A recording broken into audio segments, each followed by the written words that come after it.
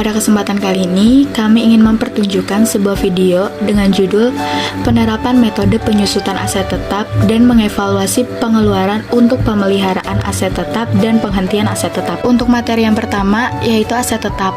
Aset tetap adalah aset yang dimiliki untuk digunakan dalam produksi atau penyediaan barang atau jasa guna melaksanakan kegiatan operasional yang diharapkan dapat digunakan lebih dari satu periode. Selanjutnya, harga perolehan aset tetap. Harga perolehan adalah sebuah pengeluaran dalam rangka memperoleh aset tetap sampai aset tersebut siap digunakan. Untuk memperoleh harga perolehan aset tetap dapat dilakukan dengan beberapa cara, yaitu pembelian aset tetap, perolehan sewa untuk usaha, perolehan dengan pertukaran, atau menerbitkan surat obligasi. Setiap aset tetap yang dimiliki selalu memiliki kartu aset tetap. Kartu aset tetap adalah cara untuk mempermudah pengawasan, pencatatan untuk mengetahui jenis dan klasifikasi aset tetap, yang dimana saat akhir periode dilaporkan aset tetap yang sudah mengalami penyusutan. Macam-macam kartu aset tetap.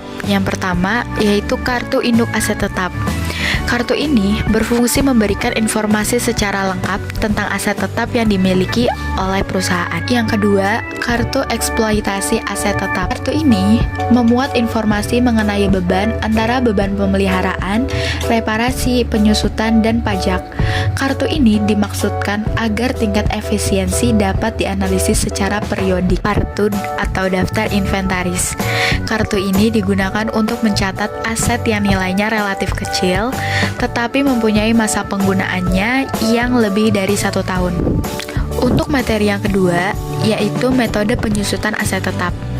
Penyusutan aset tetap adalah pengalokasian harga perolehan sebagai beban pada suatu periode akuntansi di mana masa manfaat atau nilai aset tetap akan turun hingga habis masa penggunaannya. Macam-macam metode penyusutan aset tetap. Yang pertama yaitu metode garis lurus atau straight line method. Adalah jumlah beban penyusutannya selalu sama tiap tahunnya. Yang kedua, metode jumlah angka tahun atau sum of the year digit method. Metode ini adalah jumlah beban penyusutan aset tetap setiap tahunnya selalu menurun. Yang ketiga, metode saldo menurun ganda atau double declining balance method, yaitu metode yang besar penyusutannya ditentukan berdasarkan persentase tertentu yang dihitung dari harga buku dan besarnya 2 kali daripada metode garis lurus. Yang keempat, metode satuan jam kerja atau service hours method, yaitu besar penyusutannya berdasarkan jam kerja yang dicapai oleh mesin atau aset tetap yang dimiliki. Pada saat ini kita sudah masuk ke materi yang ketiga,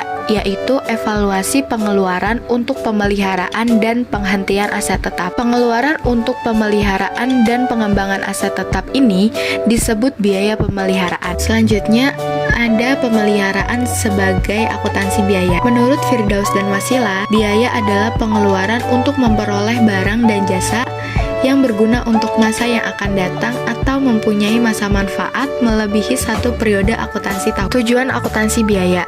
Yang pertama, menyediakan informasi harga pokok produk untuk kepentingan penyusutan laporan keuangan akhir periode. Yang kedua, menyediakan informasi biaya untuk pengambilan keputusan khusus.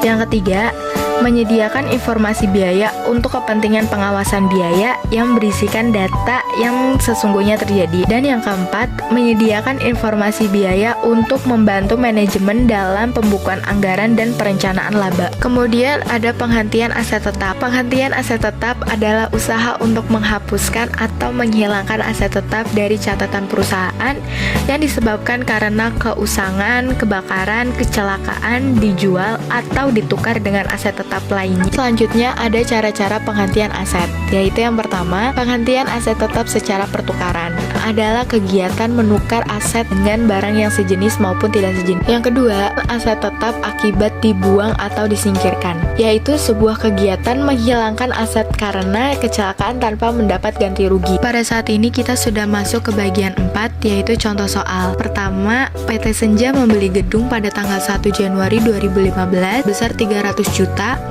Masa manfaat gedung adalah 5 tahun, nilai residu sebesar 23.328.000. Hitunglah besar penyusutan per tahunnya menggunakan metode saldo menurun ganda. Untuk cara menjawabnya, kita harus mencari terlebih dahulu tarif penyusutannya, yaitu dengan rumus 2 dikali 100% dibagi N, sama dengan 2 dikali 100% dibagi 5 atau umur ekonomi.